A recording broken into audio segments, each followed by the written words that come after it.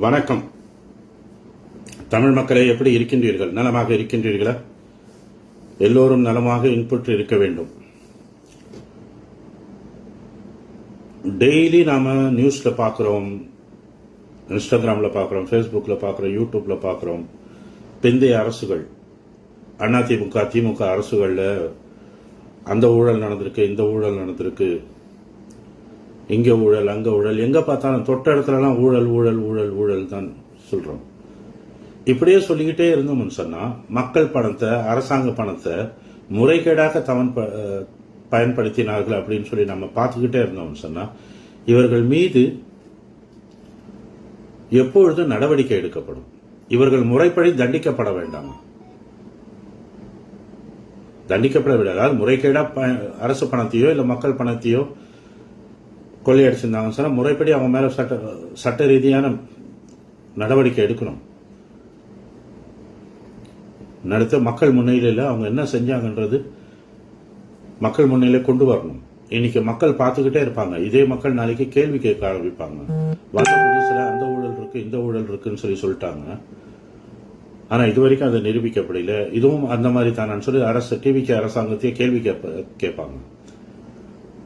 அப்போ எந்தெந்த ஊழல்ல யார் யார் செஞ்சிருக்காங்கன்னு சொல்லி முதல்ல முறைப்படுத்துங்க. இது என்னுடைய கேள்வி மட்டும் இல்ல, மக்களுடைய கேள்விதான். எந்தெந்த ஊழல்ல ஊழல் நடந்திருக்குன்னு சொல்லி அதை முறைப்படுத்துங்க. அதுக்கு பிறகு யார் யார் அதுல பின்னணியில இருக்காங்கன்னு சொல்லி முறைப்படுத்துங்க. ஏற்கனவே நான் சொல்லியிருக்கேன், நாம் தமிழர் கட்சியின் சுபா முத்துக்குமார் கொலை உண்டார். அதற்குரிய காரணங்கள் என்ன? அதுக்கு பின்னணி யாரு? இன்னைக்கு நியாயமா பார்க்கணும்னு சொன்னா இந்த கொலைக்கு, சுபா முத்துக்குமாரோட கொலைக்கு சீமான் தான் குரல் கொடுக்கணும். ஏதோ ஒரு மீட்டிங்க்கு போனவன் அந்த வள அமைச்சர் எதுக்கு, இந்த வள அமைச்சர் எதுக்கு தொண்டை தழிய கிழிய கத்துற சீமானுக்கு அந்த கட்சியின் நிறுவனர் சுபா முத்துக்குமாரோட கொலை பத்தி பேச தெரியாதா? ஏதேதோ பத்தி பேசுறார். சம்பந்தம் இல்லாம தொண்டை தண்ணி கிழிய கத்துற சீமானுக்கு அந்த கட்சியின் நிறுவனர் கொலை உண்டார். அதை பத்தி ஒரு மர்மமாவே இருக்கு. ஏன் அதை பத்தி பேச மாட்டேன்றார்? சந்தேகம் இருக்கா இல்லையா? அதே மாதிரி நியாயமா பார்த்தா அதிமுக தான் ஜெயலலிதா அம்மையாருடைய மரணத்தை பத்தி சிக்கல் இருக்குன்னா விசாரிக்கணும். அவங்க ஆட்சி காலத்திலயும் விசாரிக்கல. அதுக்கு பிறகு வந்தவங்க திமுக ஆட்சி காலம், இது விசாரணை நடைபெற, முறைப்படி விசாரணை நடைபெறும் என்று தேர்தல் வாக்குறுதியில கொடுத்திருந்தாங்க. அவங்களும் அதை தொட்டு பார்க்கவே இல்லை. அப்ப தமிழ்நாட்டில் என்ன நடக்குது? யார் வேணாலும் கொலை பண்ணிடலாம், அரசியல் பின்னணி இருந்தா. ஒரு அரசு பாமர மக்கள் சின்ன தவறு செஞ்சாலும் அவனை போட்டு கிழின்னு கிழிப்போம். ஆனா அரசியல் பின்னணி தான் அவங்ககிட்ட இதை எடுக்க மாட்டோம். அப்படியா? ஒரு எம்எல்ஏ மேல வழக்கு போடலாம்.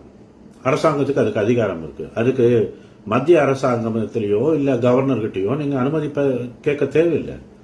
இந்திய அரசியலமைப்பு சட்டம் அதுதான் சொல்லுது.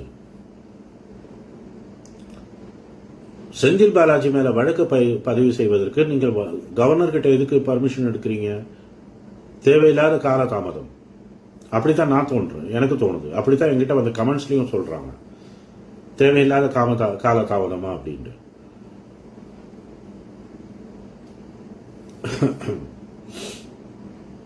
கேட்கறாங்க, என்கிட்டயே கமெண்ட்ல வந்து கேட்டிருக்காங்க, இது இப்படிதானா சார் அப்படின்ட்டு. இல்ல, நான் சொல்றேன் உங்களுக்கு, அரசியலமைப்பு சட்டத்துல அப்படி இல்ல.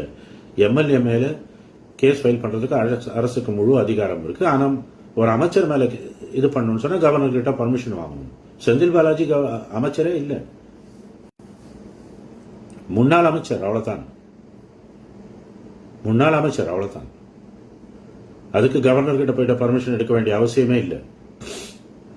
அதே மாதிரி ஆம்ஸ்ட்ராங் கொலை வழக்கு, அதுவும் ஒரு மர்மமான இதாவே இருக்கு. அதை பத்தியும் ஒரு தீர்வு வேணும், அதுக்கு ஒரு விசாரணை வேணும். ஏன் அரசுக்கு வந்து இருக்கிற அதிகாரிங்க வந்து ஏன் இதை தெளிவா சொல்ல மாட்டேன்றாங்க? அதிகாரிங்க இருக்காங்க, அதிகாரி நியமிக்கப்பட்டது அதுக்காக தான். அரசுக்கு ஏன் இதை பரிந்துரை செய்யக்கூடாது? சுபா முத்துக்குமாரோட கொலை வழக்கில் இருக்கிற முடிச்சா வீழணும், ஜெயலலிதா அம்மையாருடைய மரணத்தினுடைய முடிச்சா வரணும், ஆம்ஸ்ட்ராங் கொலை வழக்கில் அதனுடைய முடிச்சும் வரணும். இதுல ஆச்சரியம் என்னன்னு சொன்னா சம்பந்தப்பட்டவங்களே சும்மா இருக்காங்க. இதுல சம்பந்தப்பட்டவங்களே சும்மா இருக்காங்க. ஏன் அவங்க சும்மா இருக்காங்க? இன்னொரு முக்கியமான விஷயம் விசாரிக்கப்பட வேண்டியது,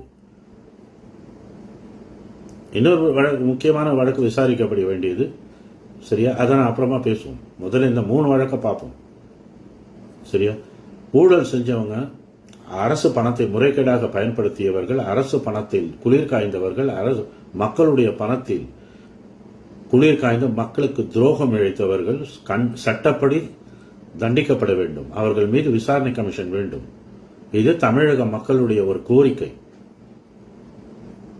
அரசு இதற்கு செவிசாய்க்குமா? இவங்க பேசுனதை பற்றி நீங்கள் என்ன நினைக்கிறீங்க அப்படிங்கிறத மறக்காமல் கமெண்ட்டில் சொல்லுங்கள். நன்றி.